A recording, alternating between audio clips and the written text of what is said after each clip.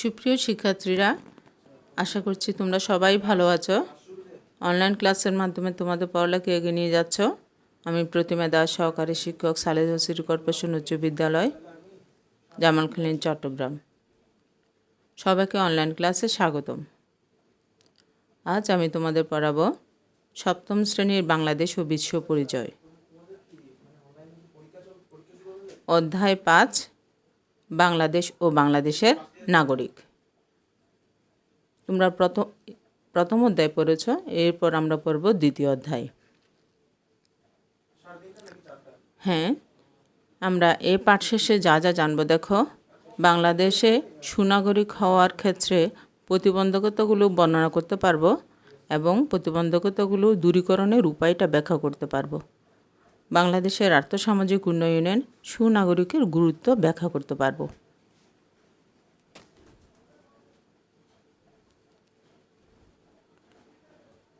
গত ক্লাসে আমরা পার্ট 1টা দেখেছিলাম, এবার আমরা দেখব পার্ট 2, বাংলাদেশে সুনাগরিকতার প্রতিবন্ধকতা। সুনাগরিকতা অর্জনের ক্ষেত্রে রয়েছে বিভিন্ন প্রতিবন্ধকতা, কারণ সুনাগরিকের গুণগুলো পরিবার, সমাজ ও রাষ্ট্রের পরিবেশ দ্বারা প্রভাবিত হয়। আমাদের সমাজে রয়েছে নানা ধরনের আর্থসামাজিক ও রাজনৈতিক সমস্যা। এগুলো বাংলাদেশের নাগরিকদের সুনাগরিক হয়ে ওঠার ক্ষেত্রে প্রতিবন্ধকতা হিসাবে কাজ করছে। বাংলাদেশে বিরাজমান এই সংক্রান্ত কয়েকটি প্রতিবন্ধকতা সম্পর্কে আজকে আলোচনা করব। প্রথমটা নির্লিপ্ততা। সাধারণভাবে কাজের প্রতি নাগরিকদের উদাসীনতাকে বলে নির্লিপ্ততা। বিভিন্ন কারণে নির্লিপ্ততা তৈরি হয়, যেমন নিরক্ষরতা, উপযুক্ত শিক্ষার অভাব, অলসতা, দারিদ্র্য ও কাজে অনীহা। আমাদের দেশে নাগরিকদের মধ্যে এ জাতীয় নির্লিপ্ততা লক্ষ্য করা যায়। এর ফলে তারা রাষ্ট্রের সামাজিক ও রাজনৈতিক বিভিন্ন কাজে অংশগ্রহণ করতে চায় না, এমনকি নাগরিক হিসাবে নিজেদের দায়িত্ব ও কর্তব্য পালন করে না। এরপর আমরা দেখব ব্যক্তি স্বার্থপরায়ণতা। এটি সুনাগরিকতা অর্জনের পথে আরও একটি বড় অন্তরায়। এর ফলে ব্যক্তি নিজের স্বার্থকে দেশের স্বার্থের চেয়ে বড় করে দেখে। এর ফলে নাগরিক সহজেই দুর্নীতি, স্বজনপ্রীতি ও পক্ষপাতিত্ব করে থাকে। এর কারণে নির্বাচনে অনেক সময় যোগ্য লোককে ভোট না দিয়ে দলীয় ও ব্যক্তিগত স্বার্থ বিবেচনা করে ভোট দেয়। উপযুক্ত প্রার্থীকে বাদ দিয়ে নিজ আত্মীয়স্বজন বা পরিচিত জনকে চাকরি দেয়। স্বজনপ্রীতি ও আর্থিক অনিয়ম করে। এই সব কিছুই সুনাগরিকতা প্রতিবন্ধকতার।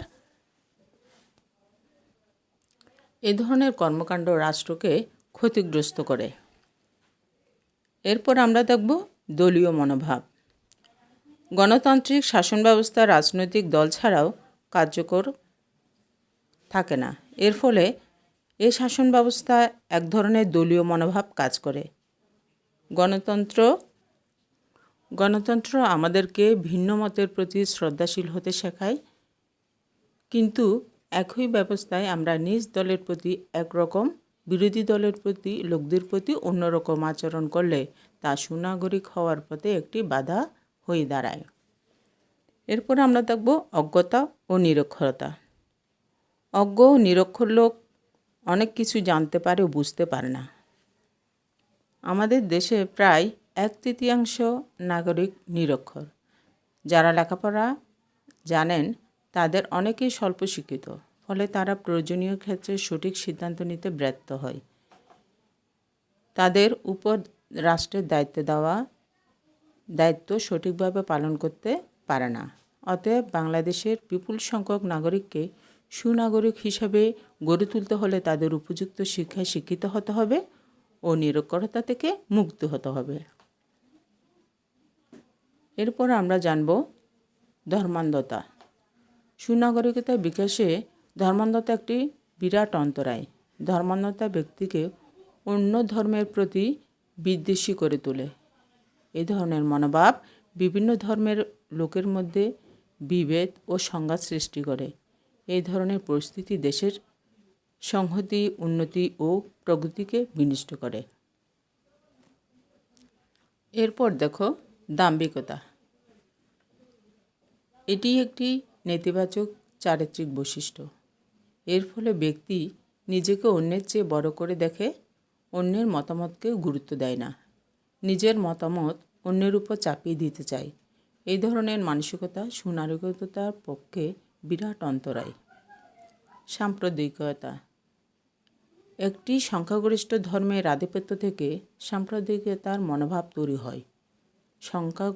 সংখ্যালঘিষ্ঠ লোকদের মধ্যেও এ ধরনের মনোভাব তৈরি হতে পারে যদি তারা তাদের ধর্মকে অন্য ধর্মের চেয়ে একমাত্র সত্য হিসেবে বিশ্বাস করে। ফলে দেশের বিভিন্ন সম্প্রদায়ের মধ্যে বিভেদ ও অশান্তি বিরাজ করে। এরপর আসছে অর্থনৈতিক অনগ্রসরতা। বাংলাদেশ একটি উন্নয়নশীল দেশ। এদেশের 50% লোক দারিদ্র্যসীমার নিচে বসবাস করে। দারিদ্র্যের কারণে আমাদের দেশে প্রায় 1/3 লোক লিখতে পড়তে পারে না। ফলে তাদের বুদ্ধিমত্তা যথাযথ বিকাশ হয় না, তাদের বিবেকও সঠিকভাবে কাজ করে না, যা সুনাগরিকতা অর্জনের জন্য একটি অন্যতম বাধা।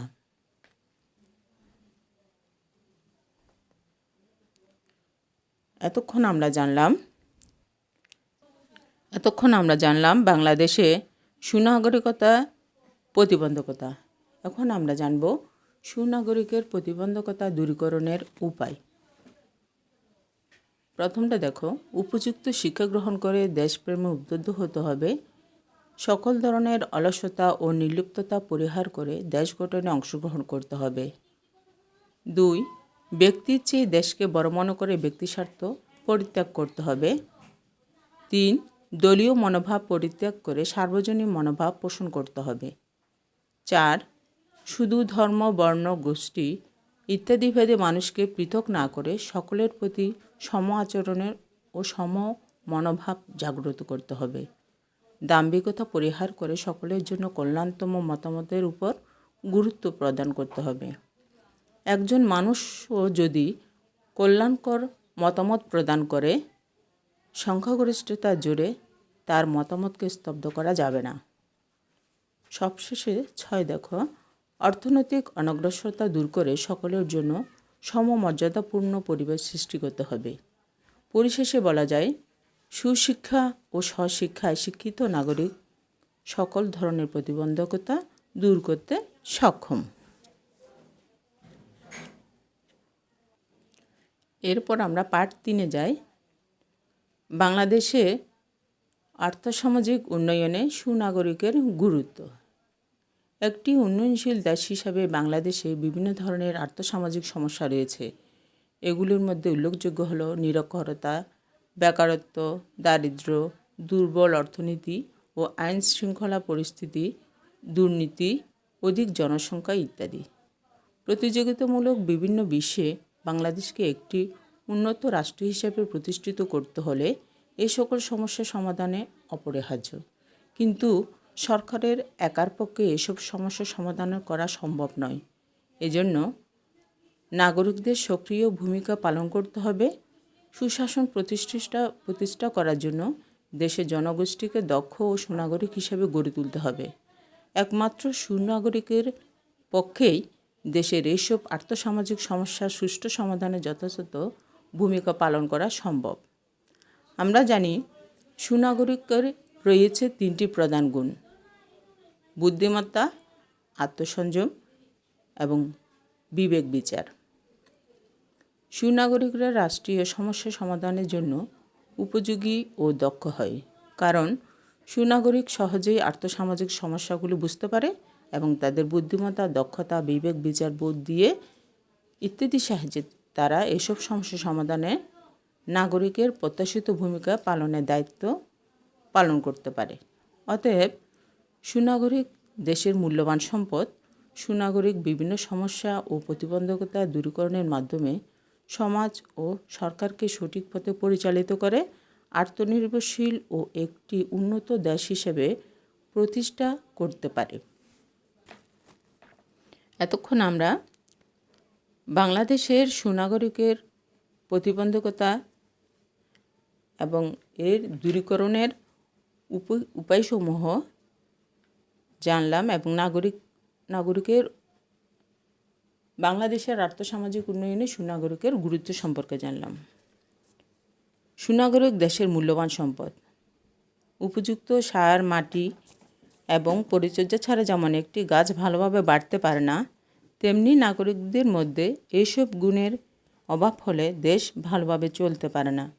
অতএব আমাদের ভবিষ্যৎ নাগরিকদের অবশ্যই এই গুণগুলো অর্জন করতে হবে, তাহলেই আমাদের প্রিয় মাতৃভূমিকে বিশ্বের বুকে একটি উন্নত ও সমৃদ্ধিশালী দেশ হিসাবে প্রতিষ্ঠিত করতে সক্ষম হব।